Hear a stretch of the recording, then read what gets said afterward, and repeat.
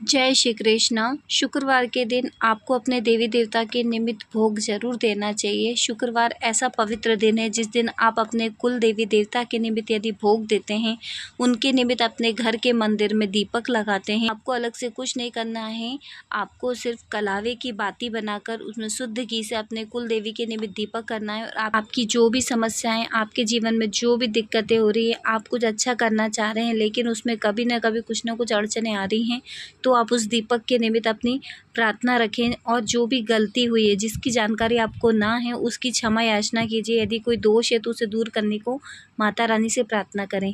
इस तरीके से यदि शुक्रवार के दिन आप माता रानी से प्रार्थना करते हैं, उस दीपक के सामने अपनी कुल देवी से प्रार्थना करते हैं, तो आपकी मनोकामना जरूर पूर्ण होती है।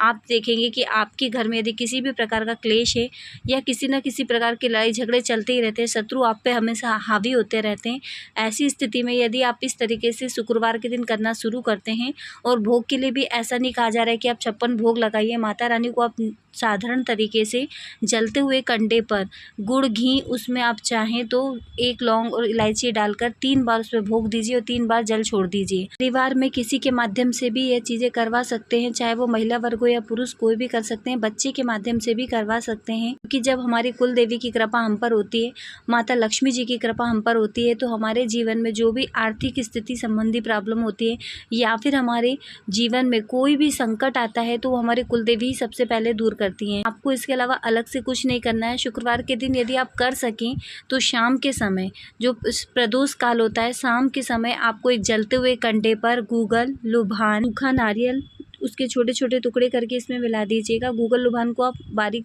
पीस भी सकते हैं। साथ में इसमें आपको गुड़ मिलाना है और शुद्ध घी मिलाना है।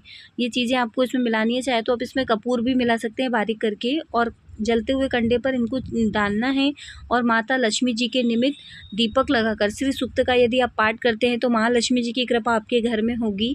यदि आपकी आर्थिक स्थिति बिगड़ती ही जा रही है, आपको नहीं समझ में आ रहा है कि किस वजह से ये चीज़ें हो रही है, तो जब आप इस तरीके से करेंगे तो आपके घर में एक शुद्ध वातावरण बनेगा। किसी भी प्रकार का दोष है वो समाप्त होगा और माता लक्ष्मी जी स्थायी रूप से आपके घर में विराजमान होगी। पूर्ण श्रद्धा और भक्ति के साथ करेंगे तो बिल्कुल इसका लाभ ले पाएंगे। हर शुक्रवार को आप कर सकते हैं, इसमें समस्या की बात नहीं है। आपको करना क्या है, प्रदोष काल के समय पर जलते हुए कंडे पे इन चीज़ों को डालना है और श्री सूक्त का पाठ करना है, तो माता रानी की कृपा तो आपके घर में होगी ही, क्योंकि शुक्रवार का दिन देवी देवताओं का, देवी शक्तियों का दिन होता है। इस दिन यदि आप देवी को प्रसन्न करना चाहते हैं और अपनी इच्छा उनके सामने रखते हैं तो उनकी कृपा आप पर जरूर होती है। और यदि इस दिन आप यदि दुर्गा रक्षा कवच का पाठ भी करते हैं, तो यदि आपके साथ कोई समस्या है जिससे आप बहुत ज़्यादा जूझ रहे हैं लेकिन उसमें आपको कहीं से भी आराम नहीं मिला है, यदि शुक्रवार के दिन से यदि आप दुर्गा कवच का पाठ करते हैं तो आपका एक सुरक्षा घेरा बन जाएगा। आपके शरीर की रक्षा होगी, जिससे किसी भी प्रकार की नकारात्मक ऊर्जा या फिर किसी भी प्रकार की क्रिया आप पर प्रभाव नहीं डालेगी, और ना ही आपके साथ आपके परिवार की भी सुरक्षा होगी। साथ ही किसी प्रकार की दिक्कत आपके घर में नहीं होगी।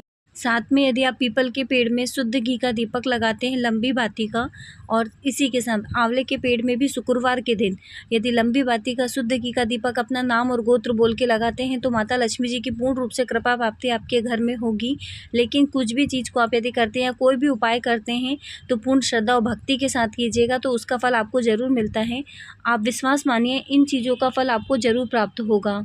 जब आपकी कुल देवी आपसे प्रसन्न होंगी, श्री माता लक्ष्मी जी आपसे प्रसन्न होंगी, तो आपको किसी भी प्रकार का अलग से कोई उपाय करने की आवश्यकता नहीं है, कहीं पर आने जाने की आवश्यकता नहीं है। आप स्वयं छोटे छोटे उपाय करके चीज़ों को सुधार सकते हैं और अपने आर्थिक स्थिति को सुधार सकते हैं। कुल देवी की कृपा जब आपके घर में होगी, आप स्वयं उस चीज़ को अनुभव कर पाएंगे।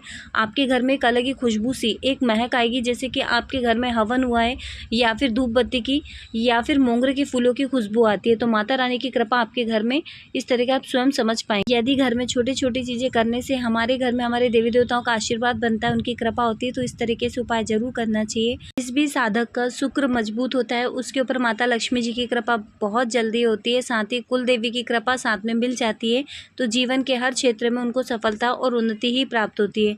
यदि आप माता कुल देवी को और माता लक्ष्मी जी को प्रसन्न करते हैं और उनके निमित्त यदि शुक्रवार के दिन माता रानी को प्रसन्न करने के लिए छोटे छोटे उपाय करते हैं, तो उससे आपकी माता रानी प्रसन्न भी होगी और उनकी कृपा आपके घर में में ज़रूर होगी।